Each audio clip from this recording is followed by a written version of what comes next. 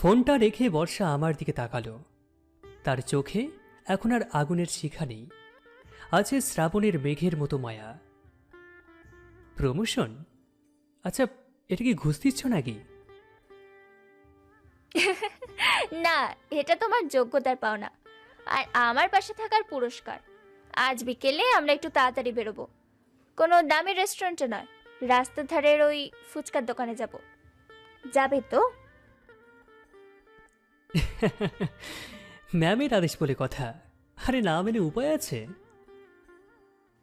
আবার ম্যাম? এবার কিন্তু ফাইল দিয়ে মারবো। আমি হাসলাম। বর্ষার এই পরিবর্তন আমাকে এক অদ্ভুত শান্তি দিচ্ছে। অহংকারের দেওয়াল ভেঙে সে এখন এক মৃতভাষী প্রেমিকা, যে নিজের ভুল বুঝতে পেরেছে। কিন্তু গল্পের টুইস্ট কি এখানেই শেষ, নাকি বাইরে কেউ আমাদের এই সুখের বাধা হয়ে দাঁড়াবে? বিকেলের ফুচকা খাওয়া আর গঙ্গার পাড়ে বসে কাটানোর সময়গুলো যেন আমাদের জীবনে রূপকথার মতো হয়ে উঠেছিল। বর্ষা এখন অফিসেও খুব ধীর স্থির, কিন্তু এই শান্তি বোধহয় সহ্য হলো না ওর দুঃসম্পর্কের আত্মীয় আর ব্যবসায়ীর শত্রু রাশেদ সাহেবের। অফিসে তখন দুপুরের বিরতি। আমি বর্ষার কেবিনে ওর সাথে কথা বলছিলাম। ঠিক তখনই বিনা অনুমতিতে রাশেদ সাহেব ঘরের মধ্যে ঢুকলেন। তার হাতে কিছু ছবি। বাহ বর্ষা, খুব তো প্রেম চলছে দেখছি। তা এই সাধারণ পিএকে দিয়ে প্রমোশন দেওয়ানো আর তার সাথে রাস্তার ধারে ফুচকা খাওয়া, এগুলো যদি বোর্ডের মেম্বাররা জানে, তবে তোমার সিইও পদটা কি থাকবে?